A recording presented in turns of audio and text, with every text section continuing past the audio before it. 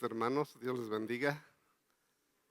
Es un gusto de veras que nos podamos ver aquí en el mejor lugar. Hay muchos lugares, pero este es el mejor.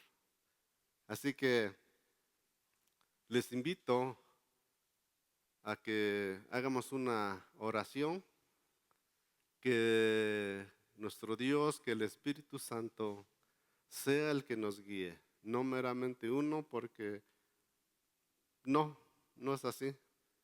Él es que tiene la palabra. Nosotros solamente somos embajadores, dice su palabra, pero Él la trae. Vamos a inclinar nuestros rostros. Bendito Señor, recibe toda la honra y toda la gloria, Padre, porque solamente tú eres digno, porque solamente tú eres grande. Te damos muchas gracias, Señor, por esta oportunidad que nos das de estar aquí en este lugar. Gracias porque muchas veces eh, no pensamos quizás, no nada más venimos por venir, pero no, Señor, es algo mucho más importante de lo que nos imaginamos. Tú eres grande y en esta mañana, Señor, quiero ponerme en tus preciosas y benditas manos. Cuando traemos este mensaje, Señor, que estamos estudiando del libro de Efesios, Señor, y que tu Espíritu Santo sea el que nos guíe, el que nos enseñe, el que nos dé luz, el que nos dé entendimiento, sabiduría. Y Dios, pongo en tus manos, Señor, este tiempo. Y gracias por la vida de mis hermanos presentes. Que podamos salir edificados, Señor, con tu palabra. Y háblanos, Señor. Háblanos, Señor. Gracias, Señor, una vez más. En el nombre que es sobre todo nombre de nuestro Señor y Salvador Jesús. Amén. Bien, hermanos, entonces estamos estudiando el libro de Efesios. En nuestros estudios anteriores de la carta que Pablo escribe aquí a los Efesios, hemos visto el interés del apóstol que a los creyentes obtengan comprensión clara, un entendimiento claro de los enormes privilegios que Dios nos ha dado, de los que ahora disfrutan por el hecho de ser cristianos. Hermanos, muchas veces ni nos imaginamos qué privilegios tenemos de veras, pero son unos privilegios que únicamente nosotros lo tenemos. No hay nadie, no hay otra persona, solamente nosotros. Los creyentes hemos sido elegidos por Dios ¿desde cuándo? Desde antes de la fundación del mundo. Eso es real. Para ser adoptados como sus hijos y conforme a ese plan soberano fuimos, dice, reconciliados. Dios nos ha dado a conocer el misterio de su voluntad. Hemos sido hechos coherederos junto con Cristo y sellados con el Espíritu Santo. Nadie en el mundo posee los privilegios que tenemos nosotros, los cristianos. Privilegios que se nos han sido otorgados, ¿sabe qué? Sin merecerlos en absoluto. No merecíamos esos privilegios. Como lo vimos en nuestro sermón anterior en Efesios capítulo 2, 1 al 10, ahora Pablo explica los privilegios colectivos a partir de Efesios 2:11. Hermanos, aunque fuimos salvados como individuos, no fuimos salvados para ser individualistas, sino para formar parte de una gran comunidad cristiana. Para eso fuimos salvados. La Biblia nos enseña que la iglesia es el cuerpo de Cristo el organismo por medio del cual nuestro Salvador opera en este mundo. Estar en Cristo es equivalente a estar en la iglesia. Amar a Cristo es amar a la iglesia, preocuparse por ella y involucrarse en ella. La vida cristiana no fue diseñada para desarrollarse en un aislamiento, no. Nuestra relación con Dios y con su pueblo se encuentran íntimamente relacionadas la una con la otra, de manera que no podamos separarlas, sino en unidad. Es un enorme privilegio estar en Cristo y es un enorme privilegio estar en la iglesia, aún a pesar, hermanos, de sus debilidades, imperfecciones que manifiestan todas las congregaciones locales. No únicamente esta, sino en todas. Acuérdense, hermanos, que no hay iglesia perfecta. Acuérdense, hermanos, que nosotros estamos en la tierra, no estamos en el cielo todavía. Allá sí va a ser perfecto. Hermanos, como ya les dije, no existe una iglesia perfecta, pero aún así es un privilegio. ¿De qué, hermanos? De ser miembro de ella. Es un gran privilegio que nosotros estemos aquí. Y en este pasaje que vamos a estudiar hoy, con la ayuda de nuestro Dios, el apóstol Pablo quiere hacernos conscientes de esta realidad. Debemos dar gracias a Dios por la comunión que disfrutamos en Cristo, hermanos. Pero debemos darle gracias también por el hecho de que ahora formamos parte del pueblo de Dios. Porque ahora como cristianos somos miembros de la iglesia. ¿Y qué cosa es la iglesia? ¿Qué se imaginan que es la iglesia, hermanos? ¿Qué de particular tiene la entidad que la hace tan importante? Porque es un privilegio ser parte de la iglesia. Bueno, Pablo responde esto en nuestro texto, que la iglesia es una comunidad de gente redimida que ha sido reconciliada con Dios y donde sus componentes han sido también reconciliados y unificados entre sí. Y el tema de hoy es principalmente este: la reconciliación y unidad en el cuerpo de Cristo. Hemos sido reconciliados con Dios. Ahora hemos sido reconciliados unos con otros y unidos entre sí.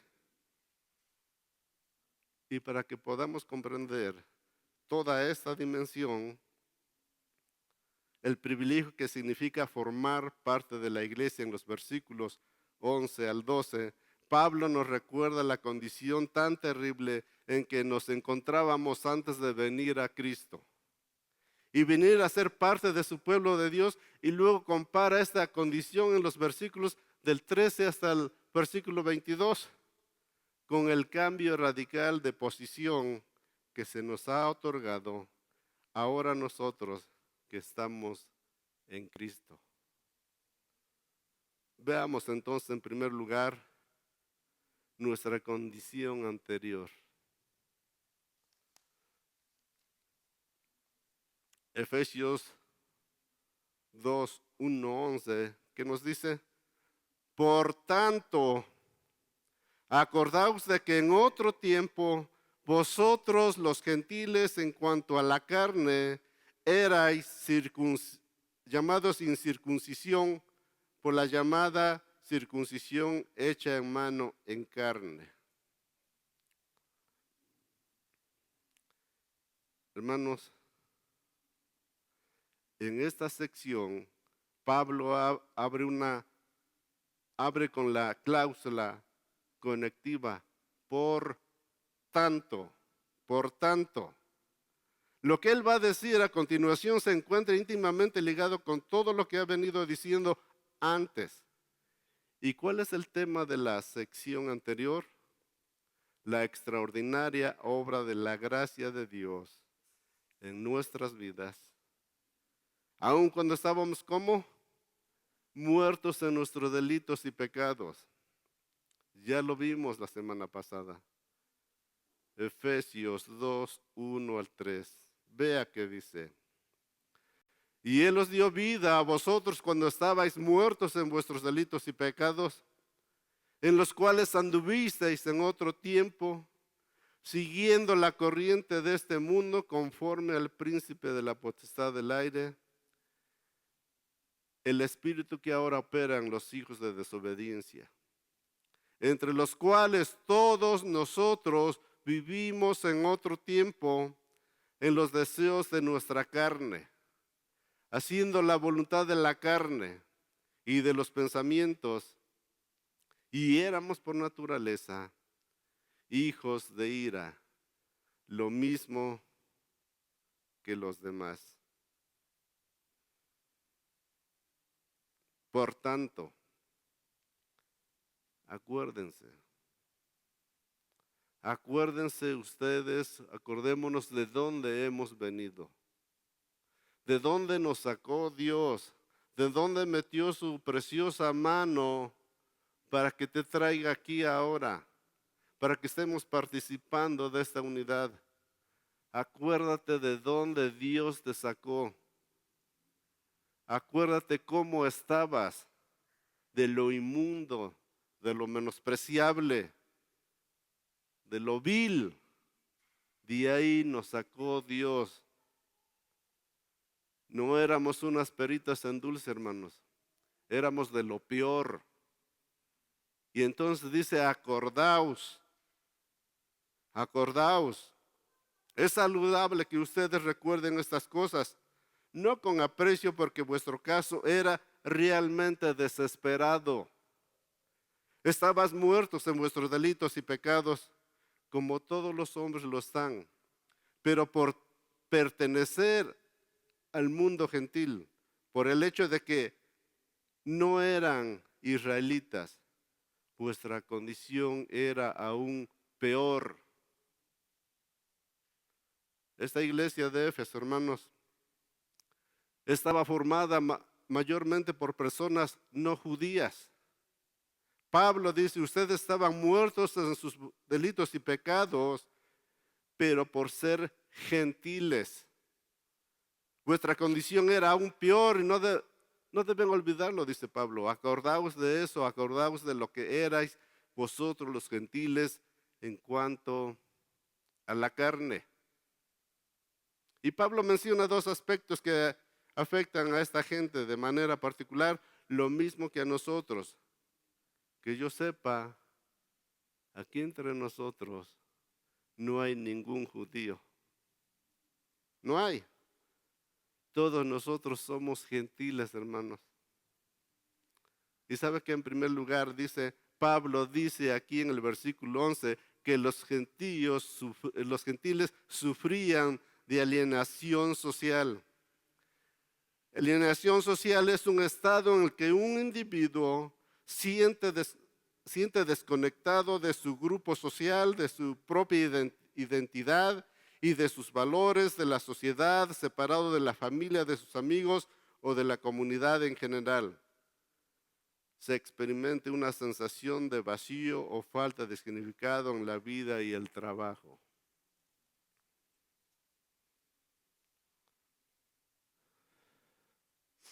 Aquí en Efesios 2:11, una vez más, vamos a darle lectura. Por tanto, acordaos de que en otro tiempo vosotros los gentiles en cuanto a la carne erais llamados sin circuncisión por la llamada circuncisión. Para poder entender adecuadamente estas palabras de Pablo y toda esta sección de la carta de los Efesios, es preciso que conozcamos algo de la condición que se encontraba el mundo cuando el Nuevo Testamento se estaba escribiendo. La sociedad en aquel tiempo estaba profundamente dividida. Los hombres se habían encargado de construir grandes barreras de separación unos de otros, y la iglesia de Cristo en sus primeros años tuvo que lidiar con esa dificultad. Y una de esas cosas grandes, ¿sabe qué era? Barrera de la esclavitud. Había barreras, el hombre había hecho barreras de esclavitud. Algunos hombres eran libres, otros eran esclavos, y así como los hombres libres miraban a los esclavos como seres inferiores, muchos esclavos miraban a sus amos con resentimiento, con amargura por la manera tan inhumana como eran tratados en la mayoría de los casos. Y realmente un esclavo, ¿qué valor tenía? Nada. Hermanos, la otra barrera de aquellos días era de los sexos, la barrera de los sexos. En aquel tiempo, en aquella cultura, las mujeres eran vistas como ciudadanas o ciudadanos de segunda categoría, y muchos esposos trataban a sus esposas solo un poco menor de cómo trataban a sus esclavos. Las mujeres en aquellos días prácticamente no tenían derechos. Y si usted ha visto en Medio Oriente, los musulmanes o los de Pakistán y todos esos lugares, las mujeres no tienen ningún derecho. No podían opinar, ni poner la vista en alguien, no deben estar sumisas. Tristemente, muchos hombres y mujeres de hoy en día no tienen idea de las bendiciones colaterales que se han recibido por la influencia del Evangelio. En el mundo occidental no tienen idea, pero hermanos, ese es otro tema. Pero en el Evangelio de Jesucristo somos libres. ¿No te da gusto? ¿No te da gusto que usted esté aquí sin que nadie te diga nada? Pero en aquellos días, principalmente las mujeres no tenían ningún derecho. También existía en aquel tiempo una profunda división étnica. Por un lado estaban los griegos, enorgullecidos de su cultura y su desarrollo intelectual, y consideraban a todos los demás como bárbaros. Por el otro lado estaban los romanos y su orgullo de ser ciudadanos de aquel gran imperio que gobernó por muchos años a todo el mundo. Se sentían orgullosos, se sentían que eran los únicos, y finalmente los judíos, que por una mala comprensión de sus privilegios como pueblo del pacto. Acuérdense, hermanos, los judíos tenían un pacto con Dios. Habían desarrollado un orgullo religioso que llevó a muchos de ellos a menospreciar a los gentiles y a todos los que no eran judíos. En el peor de los casos, aborrecían a los gentiles. Si ha leído un poco de historia,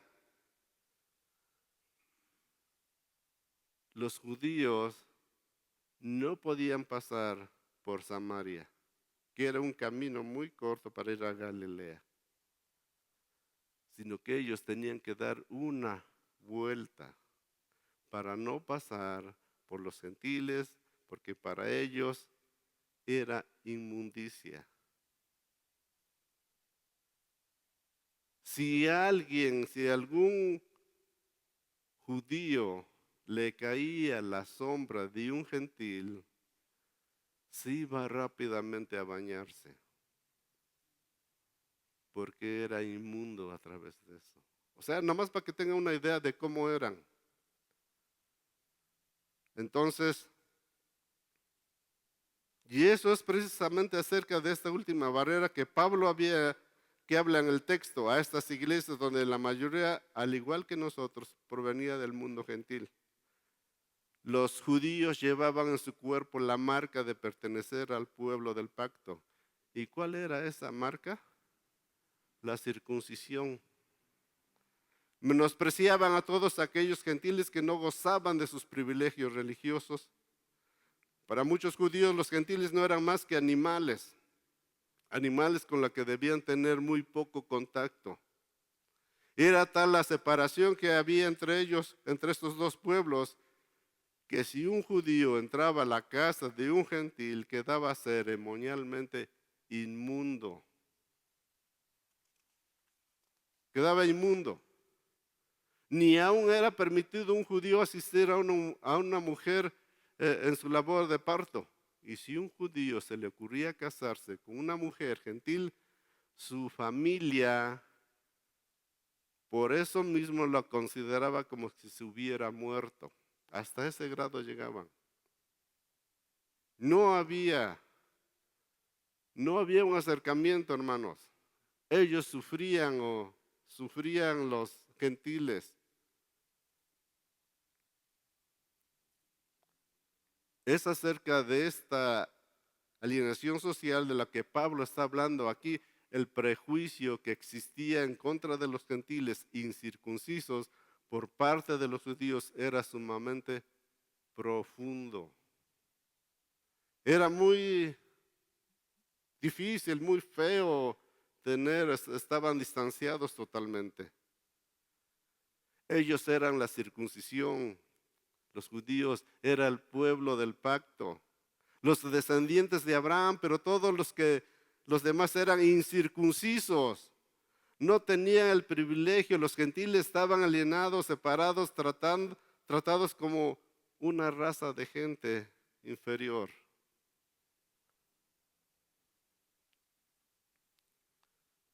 Pero el problema de ellos era solo de tipo social. No era solo de tipo social, sino también espiritual. Efesios 2:12, vamos a leer, que dice: en aquel tiempo estaban sin qué, sin Cristo, alejados de la ciudadanía de Israel, ajenos a los pactos de la promesa, sin esperanza, sin Dios en el mundo. En segundo lugar, estaban alienados espiritualmente. Aunque los gentiles no eran inferiores en modo alguno en relación con el pueblo de Israel, ciertamente ellos estaban en desventaja. Y Pablo menciona aquí 5 aspectos distintos de esa alineación espiritual que sufrían los gentiles, en contraposición a todos los privilegios que gozaban los judíos por pertenecer al pueblo del pacto. Número 1, estos gentiles estaban sin Cristo. Estaban alejados. No tenían conexión alguna con el Mesías prometido en el Antiguo Testamento. Ese Mesías que los judíos piadosos esperaban con todas sus fuerzas. Todos los sacrificios, ritos, ceremonias del Antiguo Testamento señalaban hacia Cristo. Los gentiles estaban totalmente ajenos de estas cosas. Ellos estaban sin Cristo.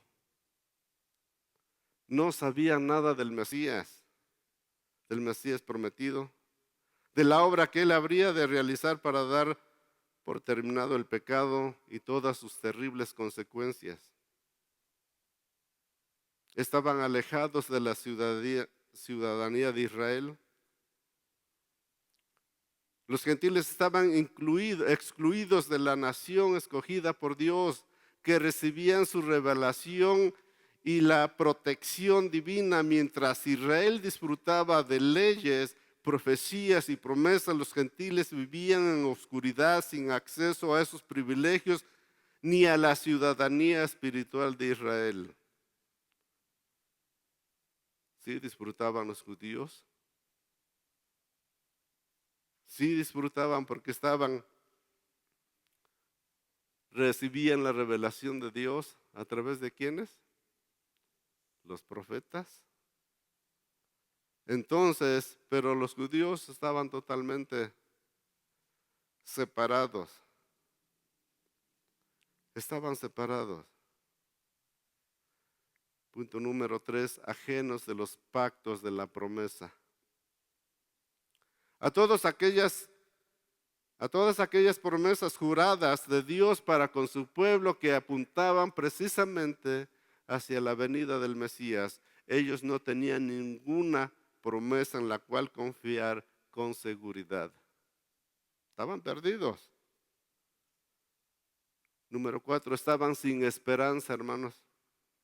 No tenían nada seguro que esperar aparte de la muerte y el futuro incierto y oscuro. Y por si todo esto fuera poco, y como quinto lugar, Pablo concluye esta terrible descripción diciéndonos que los gentiles vivían sin Dios en el mundo.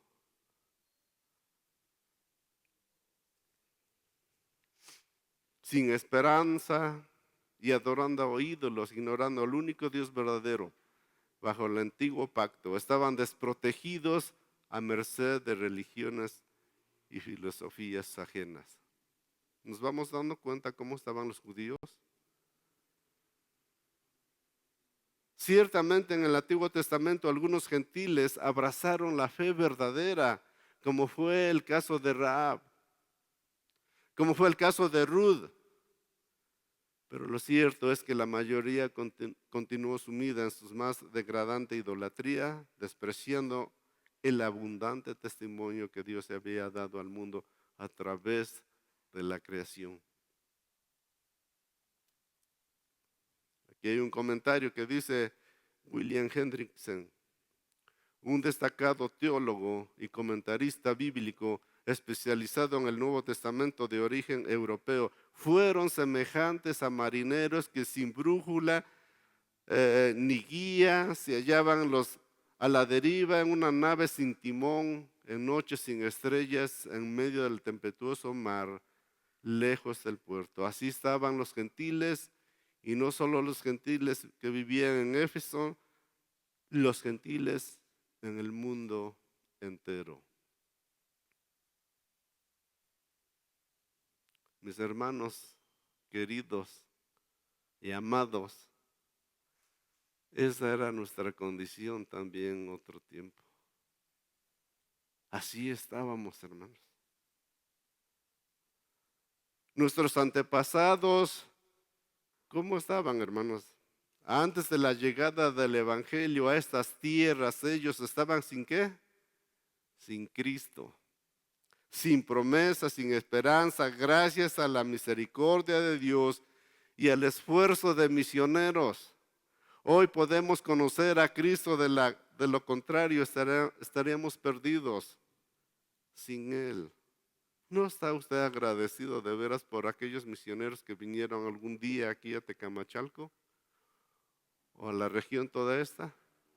Por eso nosotros estamos aquí. Dele usted gracias a Dios. Estaríamos bien perdidos, hermano. Pero este panorama tan tenebroso que el apóstol Pablo describe en los versículos 11 y 12 cambia repentinamente cuando llegamos al versículo 13. Todo lo que Pablo ha escrito hasta este momento no tiene otro propósito más que servirnos de comparación. Dios quiere que tengamos una clara conciencia de nuestros privilegios,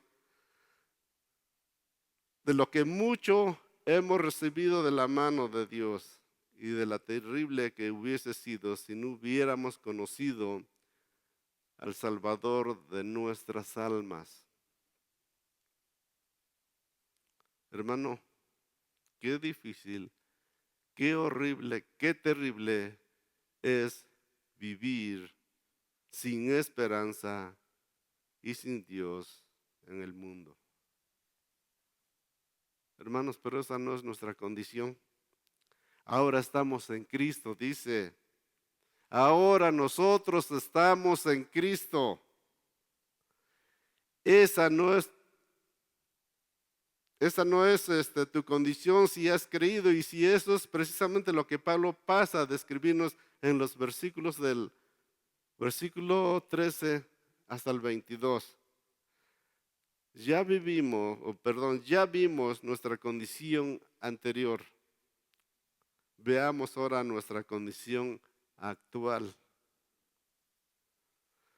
Dice la primera parte del versículo 13, pero ahora en Cristo Jesús, vosotros que en otro tiempo estabais lejos, habéis sido hechos cercanos por la sangre de Cristo. Pero ahora, veamos ahora nuestra condición. Pero ahora, dice Pablo, pero ahora todo es distinto, hermanos. Ahora todo es distinto. Algo extraordinario ha ocurrido por medio de la obra de Cristo. Judíos y gentiles hemos sido reconciliados con Dios y hemos sido reconciliados entre sí, de modo que ahora formamos una sola nación, una sola familia, un solo templo espiritual. Y vamos a ver estas tres figuras por separado. En primer lugar, dice Pablo que en Cristo formamos una sola nación. Antes no teníamos nación. Antes estábamos alejados. Pero ahora, vea que lo que dice el versículo 13. Pero ahora, en Cristo Jesús, vosotros que en otro tiempo estabas alejados, habéis sido hechos cercanos. ¿Por qué? Por la sangre de Cristo. ¿Sabe qué tan poderosa es la sangre de Cristo? ¿Sabe lo que estamos viendo? ¿Entendemos lo que estamos leyendo? No estamos hablando de cualquier sangre. Es la sangre de Cristo, del Creador del mundo. De Él estamos hablando. De Él está diciendo aquí. ¿Y sabe qué?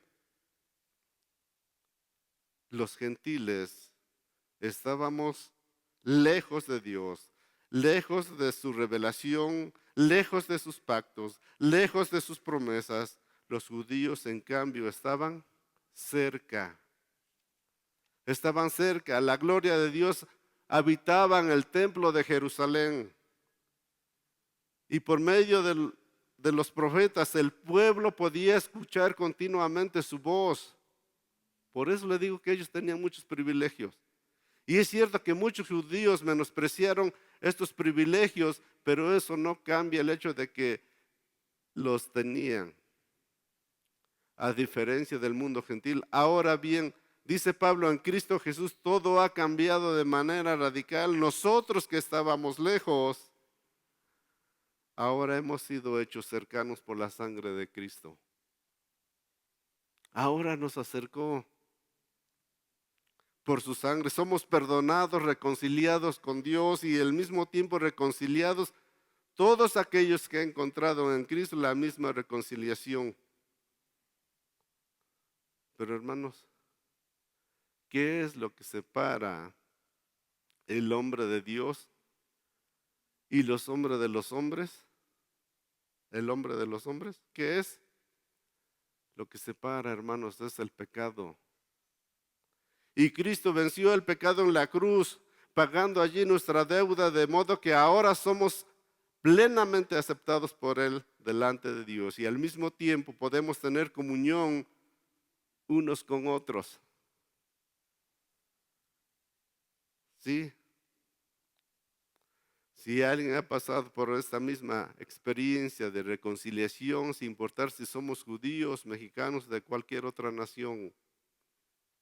En este sentido, Pablo dice en el versículo 14, Cristo es, ¿qué dice?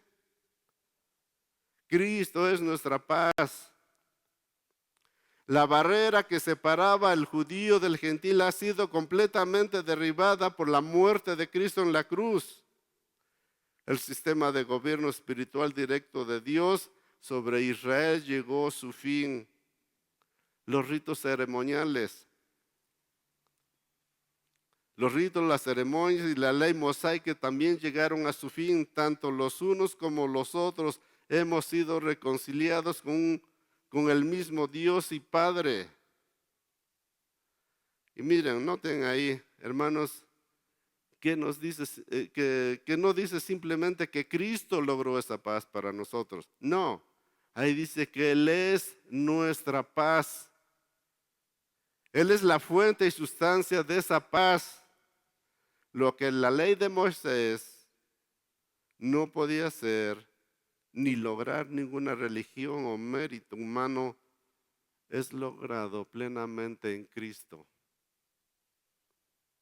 ¿Sí? Y eso significa que hay reconciliación vertical y aparte de eso, ¿qué más que nos espera? Reconciliación horizontal, dice Pablo, de ambos pueblos y gentiles, de judíos y gentiles, Dios hizo uno. Dios formó con ambos una unidad. Es lo que Dios siempre ha querido, que seamos una unidad. No importa de dónde hayas nacido o de qué país eres, Dios quiere que seamos una unidad. Que se nos quede presente en nuestra mente eso. La pared de separación que nos dividía ha sido derribada, hermanos. ¿Y qué pared era esta? ¿Qué pared? Bueno, Pablo puede estarse refiriendo aquí a la pared que separaba a los judíos de los gentiles. En el templo de Jerusalén, los gentiles en el templo de Jerusalén no podían llegar hasta un punto únicamente. Y había ahí una inscripción en griego y en latín decía, ningún extranjero puede pasar esta barricada que rodea el santuario y su contenido. Cualquiera que fuera sorprendido haciéndolo será el único responsable de su muerte. Pena de muerte para el gentil que llegara más lejos en el templo de Jerusalén. Estaban limitados. Llegaban al templo, pero cierto lugar hasta ahí nada más. Y si eso pasaba, era responsable únicamente él de su muerte. Mire, Pablo podría estar usando esta pared del templo como ejemplo únicamente, pero solo para ilustrar la gran hostilidad entre judíos y gentiles. Los judíos veían a los gentiles como impuros. Los gentiles consideraban a los judíos enemigos. Era un conflicto profundo que impedía cualquier relación entre ambos grupos. Había una pared de separación entre ellos y Cristo la derribó. ¿Cómo la derribó, hermanos? Versículo 15 dice, aboliendo en su carne las enemistades, la ley de los mandamientos expresados en ordenanzas para crear en sí mismo a los dos un solo y nuevo hombre, haciendo, ¿qué dice? La paz.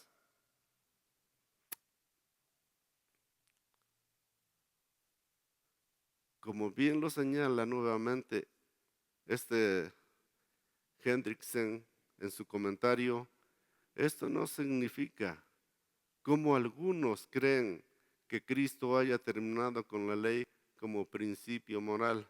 No, Pablo no está hablando aquí del decálogo, o Pablo no está hablando de los 10 mandamientos.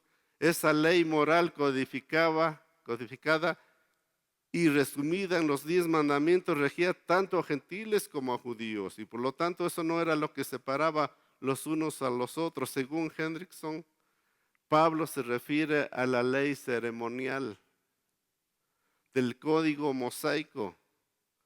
Esto eran las fiestas, los alimentos, las ofrendas, la circuncisión, etc. Esto es lo que los judíos daban más importancia que la ley moral de Dios. Además, los mismos judíos añadieron muchas reglas de su propia invención. Habían aumentado más cosas. Y esa ley ceremonial era lo que separaba del judío del gentil. Dice John MacArthur, todas las leyes ceremoniales que distinguían y separaban a los judíos de los gentiles fueron abrogadas. Antes de Cristo, estos grupos no podían comer juntos por causa de la restricción de alimentos, de los lavados requeridos, de la contaminación ceremonial. Ahora podían comer lo que quisieran con quien quisieran. Antes de Cristo, ellos no podían adorar juntos. Un gentil no podía adorar plenamente en el templo judío y por supuesto un judío no podía adorar en un templo pagano. En Cristo ahora adoraban juntos y no necesitaban templo ni otro lugar sagrado para santificarlo. Se eliminaron todas las distinciones y requisitos ceremoniales. Ahora Dios ha creado en Cristo un solo y nuevo hombre, hermanos. Dice Pablo, una nueva humanidad, que es la iglesia formada por judíos y gentiles, y tanto los unos como los otros, juntos en ese pueblo, han sido reconciliados con Dios. Efesios 2, 15 y 16 dice ahí. Vamos a leerlo. Aboliendo la carne de las enemistades, la ley de los mandamientos expresados en ordenanzas, para crear en sí mismo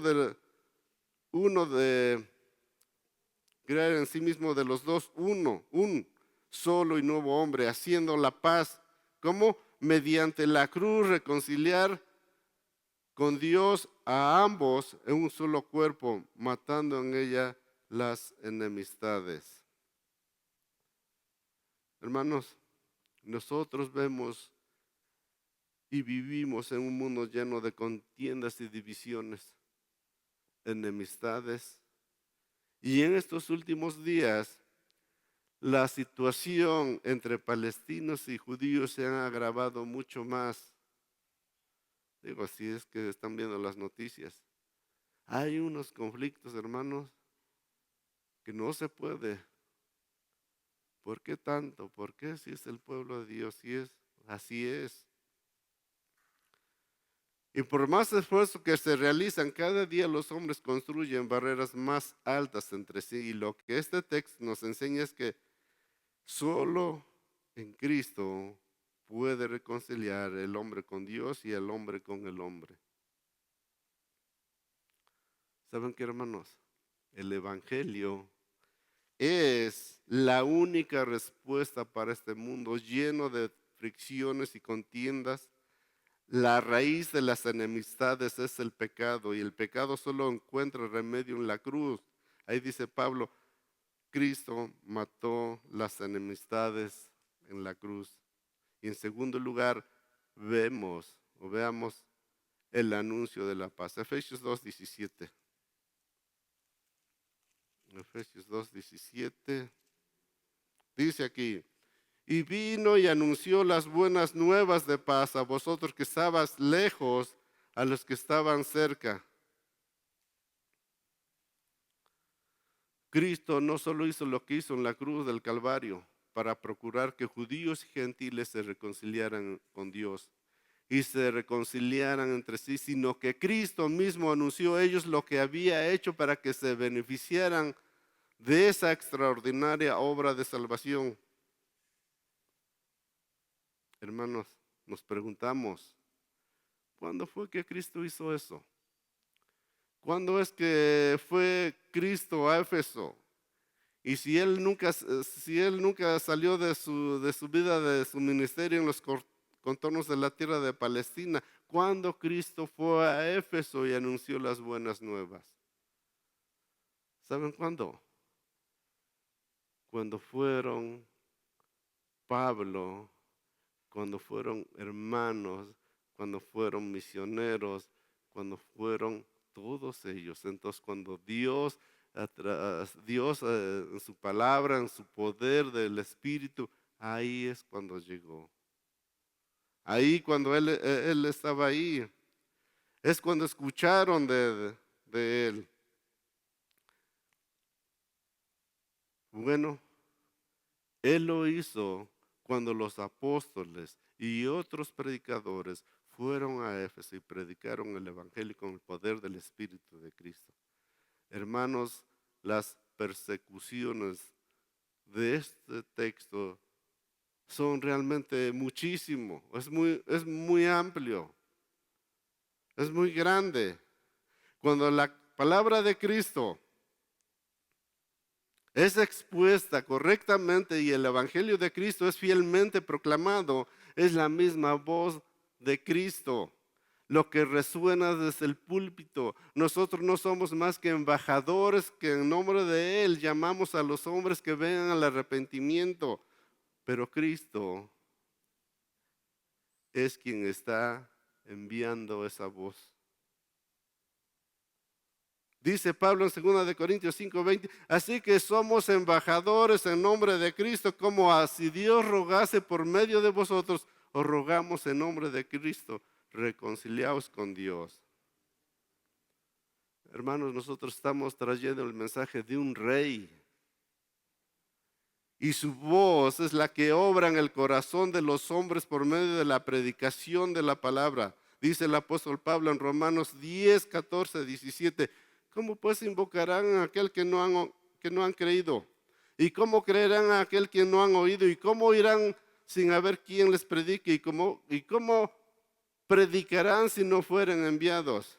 Como está escrito, cuán hermosos son los pies de los que anuncian la paz, de los que anuncian buenas nuevas, mas no todos obedecieron el Evangelio. Pues Isaías dice, Señor, ¿quién ha creído nuestro anuncio? Así que la fe es por el oír por la palabra de Dios. El oír, ¿qué cosa, hermanos? La voz de Cristo.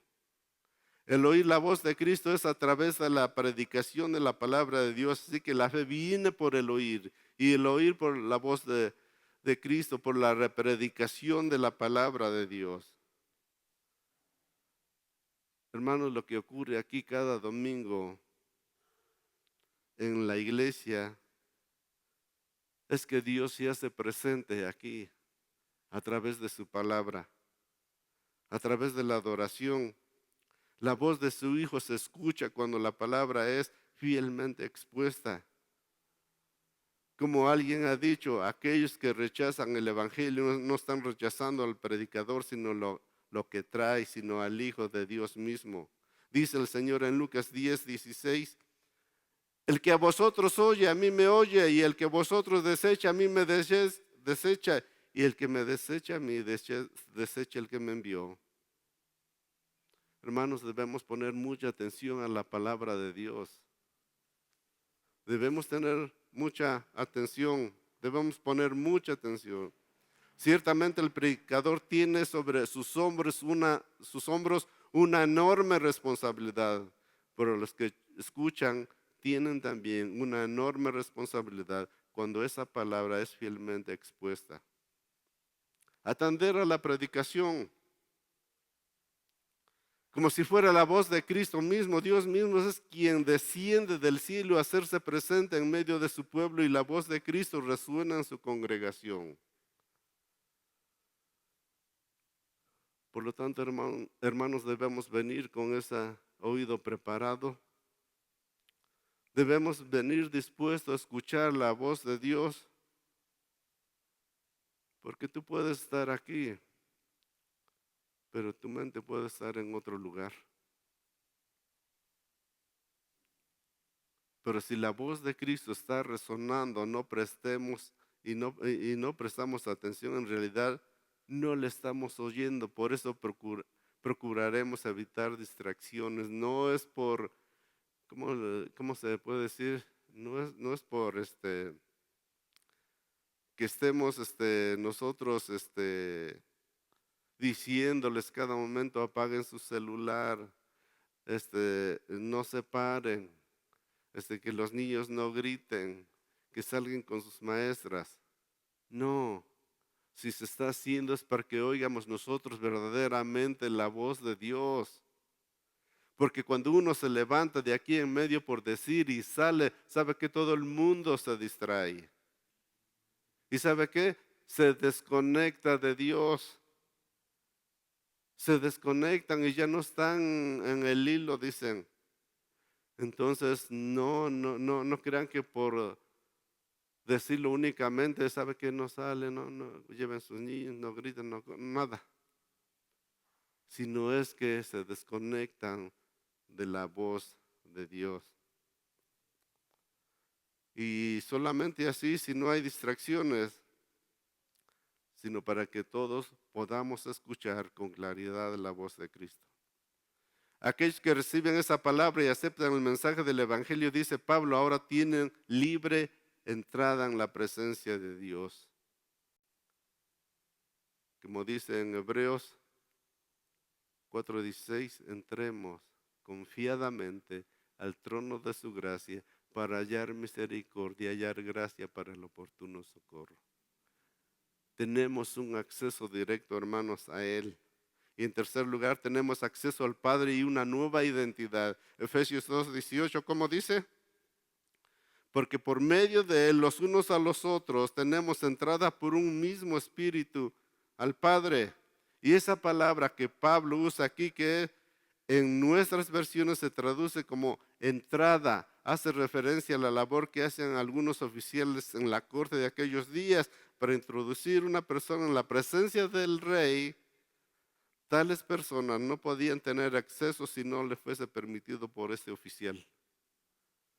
Pero nosotros ya no, hermanos. Ahora nosotros podemos venir confiadamente. Venir, nadie te va a decir nada, nadie va a saber que está ocupado. No. Usted puede venir cuantas veces quiera. Él está dispuesto a escucharte. En Efesios 2:19, así que ya no sois extranjeros y advenedizos, sino conciudadanos de los santos. Ya no somos extranjeros, ahora somos ciudadanos. Y yo me pregunto, hermanos, ¿de qué nación? ¿Ciudadanos de qué nación? ¿Saben que nosotros somos el nuevo Israel? Del cual antes estábamos excluidos en el versículo 12, como dice que estábamos en aquel tiempo, estabas sin Cristo, alejados de la ciudadanía de Israel. Ya no importa si somos judíos, somos gentiles, si nacimos en Belén o cualquier otro lugar, lo único que importa ahora es estar con Cristo, hermanos. Es lo que importa. Y por eso lo que Pablo dice aquí en Gálatas 3, 28 y 29, ya no hay griego, ya no hay judío ni griego, no hay esclavo ni libre, no hay varón ni mujer, porque todos vosotros sois uno en Cristo Jesús. Y si vosotros sois en Cristo, de Cristo, ciertamente el linaje de Abraham sois y herederos según sus promesas. Por lo tanto, ahora todas las promesas que Dios le dio a Abraham, todas las promesas que Dios le dio al pueblo de Israel en el Antiguo Testamento, hermanos, también son nuestras. Pero Pablo usa dos figuras en el texto que veremos aquí adelantito. No solo somos en Cristo una sola nación, sino que también formamos una sola familia. Dice Pablo en Efesios, aquí en el versículo Efesios 2:19, así que ya no sois extranjeros ni advenedizos, sino que ciudadanos de los santos y miembros de la familia de Dios. La comunión de los creyentes entre sí está supuesta a ser sumamente cercana y cálida. Nosotros somos una sola familia, hermanos. Todos nosotros tenemos un mismo Padre y por lo tanto debemos tratarnos como eso. Pablo dice que somos también un solo templo. Versículo 20, edificado sobre el fundamento de los apóstoles, los profetas, siendo la principal piedra del ángulo Jesucristo mismo. Mira, hermanos, básicamente lo que Pablo nos está diciendo aquí es que la iglesia de Cristo es como un gran templo espiritual y que el fundamento de esta edificación es la enseñanza de Cristo revelada a través de los apóstoles y los profetas en el Nuevo Testamento. Los apóstoles fueron escogidos por Dios para revelar la voluntad a la iglesia, hermanos. Y los profetas que se mencionan aquí eran aquellos que daban a conocer su voluntad de Cristo, mientras el Nuevo Testamento estaba en proceso para ser escrito. En aquel tiempo ellos no tenían Biblia para decir, Pablo dijo esto, Pedro dijo esto, dijo lo otro. No tenían. Había profetas en la iglesia que se levantaban y daban a conocer la voluntad de Cristo. Pero una vez contemplado terminado el Nuevo Testamento, la iglesia contaban con los escritos apostólicos, ese don de profecía cesó, se terminó por completo. Todo lo que Cristo quiere revelar a su iglesia, ya lo dijo, hermanos, todo lo que Cristo quiere que su iglesia sepa, lo dijo por medio de los apóstoles. Ya no hay visiones y no hay sueños y no hay profecías. Todo está escrito en la palabra de Dios. Ellos pusieron el fundamento, dice Pablo, y sobre ese fundamento edifican todas las iglesias verdaderas del Señor. Hay muchas iglesias, hermanos, pero el fundamento de los apóstoles son las verdaderas. Así que no se vaya a meter en un lugar donde no hay ese fundamento y queda usted muy mal ahí. Cristo, quien da los dones que su iglesia necesita, y es cierto, quien añade sus iglesias lo que han de ser salvos. Es Cristo quien da la gracia de su Espíritu para que los cristianos se fortalezcan y crezcan en fe. Es Cristo quien hace todo esto. Él sabe quiénes van a venir a sus pies. Él sabe quiénes van a llegar. Y hermanos, nosotros los creyentes somos las piedras vivas. Ese templo qué privilegio, hermanos, que nos sacó de ese lugar, nos limpió, nos pulió, ahora nos ha hecho parte de su gran templo, la iglesia de Cristo, la iglesia, hermanos, la iglesia de Cristo. No somos de otras iglesias, somos la iglesia de Cristo. Para concluir, quisiera tener unas breves palabras en torno a la enseñanza de este pasaje. En primer lugar, este pasaje nos muestra la enorme importancia de la iglesia en el plan redentor de Dios. Amados, Cristo fue a la cruz no solo para que individuos fuesen salvos por su gracia, sino para formar esos individuos un pueblo. Ese pueblo somos nosotros ahora. Ese pueblo que Israel, ese pueblo es el Israel de Dios del nuevo pacto, que es el lugar donde Dios se manifiesta su gloriosa presencia cada primer día de la semana, como hoy en este día, cuando los miembros de la familia se reúnen en el nombre de Cristo para adorar a Dios por medio de Él. Hermano, ¿es la iglesia importante para ti? ¿Tú puedes decir realmente que tú amas a la iglesia de Cristo? ¿Que te preocupa su crecimiento?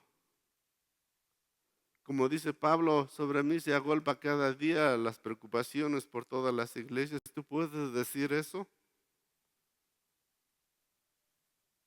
Mire, cuando Pablo dice en 1 Timoteo 3:14, esto te escribo aunque tengo la esperanza de ir pronto a verte para que si tardo sepas cómo debes conducirte a la casa de Dios, que es la iglesia del Dios viviente, columna y baluarte de la verdad. Pablo no está hablando ahí de la iglesia universal, él está hablando de la iglesia local y dice que esa iglesia es la casa de Dios, que es el santuario de Dios, el lugar donde mora y habita la gloria de Dios. Amar a la iglesia no es solo decir que amamos a la iglesia universal, sino demostrarlo en el lugar donde Cristo nos ha colocado. Debemos usar nuestros dones y participar activamente en oración, el discipulado, en el servicio. Estamos viendo, acuérdense, estas tres cosas. Nosotros aquí estamos en oración, estamos en el servicio y estamos trabajando en eso. Pero venga, mi hermano, Hay que ponernos en el servicio también. En el segundo lugar, dice aquí este pasaje nos muestra también la enorme importancia de la unidad de la iglesia. Gracias a Dios por el discipulado que estamos viendo, porque estamos aprendiendo acerca de todo esto. Son cosas prácticas para la iglesia donde debemos aprender a amarnos, orar los unos por otros y todo eso hemos visto. Así que no es por casualidad de que estamos viendo eso, sino que quiere Dios que aprendamos todo eso. No importa en dónde estés, la humanidad ha seguido levantando barreras entre uno con otros y algunos levantan barrera de color, otra barrera de las clases sociales, otras las barreras raciales y nacionales, pero ninguna de esas barreras debe separar a los hermanos en Cristo, sean ricos, sean pobres, sean blancos, sean negros, sean mexicanos o norteamericanos o americanos. Si estamos en Cristo, pertenecemos a la misma familia, hermanos. La misma nación, el mismo templo espiritual, debemos manifestar esa relación filial a través de una relación cálida y tierna con nuestros hermanos. No volvamos a levantar entre nosotros barreras que Cristo las derribó porque Él le costó su preciosa sangre. A veces hacemos eso. No le queremos hablar fulano, no queremos saludarnos, hasta le cortamos vuelta. No, mis hermanos. Sabemos que todavía tenemos pecado morado en nuestro interior, hermanos. Y ese pecado todavía causa fricciones entre nosotros, pero nuestro bendito Dios nos ha dejado la Biblia, principios para solucionar aquellos conflictos. Y es altamente pecaminoso que un hermano se aleje de otro y no haga intento de procurar una verdadera reconciliación bíblica. Es importante tener una relación cada vez más amplia con el pueblo de Dios, pero de manera particular en este lugar donde Cristo nos ha colocado como piedras vivas en la iglesia. Hermanos, o en cuanto a ti, mi amigo, que eres creyente o no eres creyente, que no eres creyente, si aún no estás en Cristo, entiende la terrible condición que te encuentras y que Pablo describe aquí en estos versículos. En el versículo 12, tú estás sin Cristo, sin la ciudadanía de Dios, sin esperanza. Pero ¿sabes qué? Tú no tienes por qué seguir viviendo así ya. Ya no puedes seguir viviendo sin esperanza y sin Dios en el mundo. No tienes por qué seguir siendo así. El Hijo de Dios derramó su preciosa sangre en la cruz para que los hombres encuentren reconciliación y perdón. No deseches, por favor, su palabra si estás escuchando. No deseches la palabra de Cristo porque estás desperdiciando al único que puede salvar tu alma y reconciliación con Dios por la eternidad. Hermanos, hay mucho que ver todavía, mucho.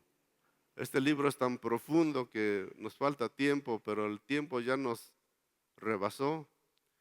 Así que les invito a inclinar su rostro. Dios Todopoderoso, gracias te damos, Padre, por este tiempo. El tiempo nos ha ganado, pero tu palabra, Señor, que quede en nuestro corazón, Señor. Este mensaje de la unidad, reconciliación, que haga mella en nuestros corazones, Señor, y que podamos vivir como tú quieres, Padre.